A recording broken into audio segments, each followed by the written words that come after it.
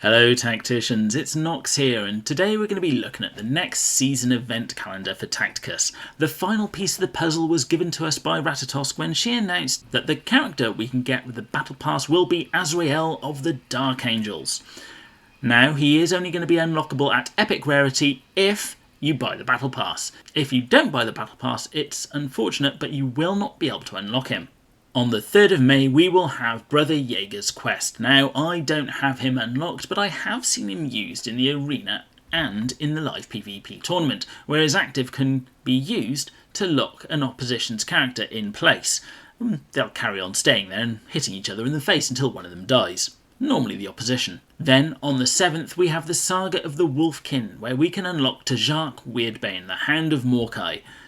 And as soon as I know exactly what he does, I'll be sure to let you know. And then, on the 9th, when the new Guild Raid season starts, we will see a new Guild Raid boss in the shape of Mortarion. Now, again, I've got nothing to show you here at the moment, but as soon as I know, I'll be showing them here. Then, on the 11th to the 13th, we have a live PvP tournament arena. Now, as usual, it will be worthwhile having Tajark Weirdbane unlocked by the time the tournament arena comes round, just so you can do some of those more tricky tasks. But as Tajark is actually an Imperial, it's not necessarily the case, and you should be able to do the tasks where you need to use Tajark in the Imperial missions instead. On the 17th of May, we will see Ulf Frostfang's quest. Now, this will be a great opportunity for those of you trying to get him up to the next tier to get those last few shards that you need. And I honestly believe this is one of those characters which could almost be used in any area, whether it's the live PvP tournaments, the arena, the guild raids, or any of the campaigns.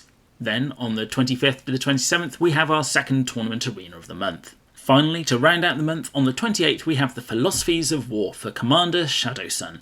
This will be a brand new legendary event for the Tau. I'm imagining this will be exactly in the same sort of lines that we've seen for Ornn Shi, Jane Zar, and Morgan Ra. And really, just make sure your roster is in tip-top condition to be able to unlock her. And speaking of unlocks, here is Azrael of the Dark Angels, and doesn't he look amazing?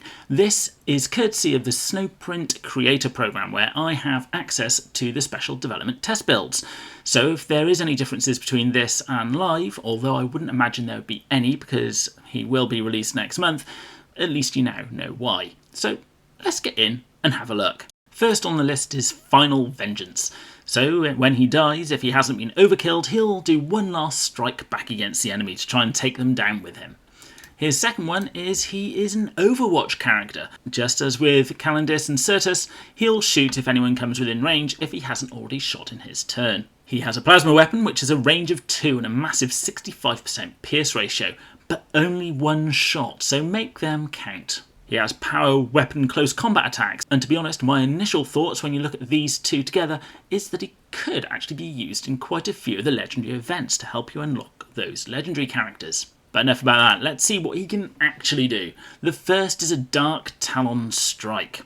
He calls in a Raven Wing Dark Talon to deal direct damage to a target enemy within 2 hexes and more bolter damage to all enemies in an uninterrupted straight line originating from the initial target. Now, in my testing, this has always been a straight line up the screen. You can be off to the side of the initial target, but the Raven Wing Dark Talon will come from the bottom of the screen and swoop upwards, doing damage that way. So bear that in mind for when you do actually use it. The benefit of this is all the enemies that are hit will become suppressed. This is going to be a very interesting ability to use in the live PvP tournament. If you are hassled by Ravas putting down the drones and being on Overwatch, all of a sudden you target one of the drones, as long as it's in front of Ravas, and Ravas will also be suppressed. This could be a replacement for Thaddeus. I say could because it does depend on placement. This has got the benefit of hitting all the time, unlike Thaddeus, because I'm sure we've all had that time you try and drop Thaddeus's barrage and he misses with every single one. At least here we know that they will be hit, and if they are hit they will be suppressed. Very nice to have. His second ability, his Lion Helm, will allow friendly units within 2 hexes to block an additional amount of damage when they actually block, and deal extra damage while firing on Overwatch. The second part of the Lion Helm isn't of much use at the moment because other friendly Dark Angels within 2 hexes will have their block chance increased by 15%, something to bear in mind for the future when we get future Dark Angel characters. As you may remember, I mentioned at the beginning of this video that he will only be unlockable if you buy the Battle Pass. However, Snowprint have very kindly given me 2 codes to give away, and the first code I'll be giving away as part of this video. All that you need to do is make sure that you are subscribed and leave me a comment below regarding which character or characters you would like to be added to the game, either as a playable character or even as an enemy guild raid boss that you'd like to fight against. I will then announce the winner on the video that I put out on Tuesday the 9th of May, so you've got plenty of time to get those entries in. And then on the 9th I'll be starting the next competition for the second code. Good luck, and I'll be seeing you on the battlefield.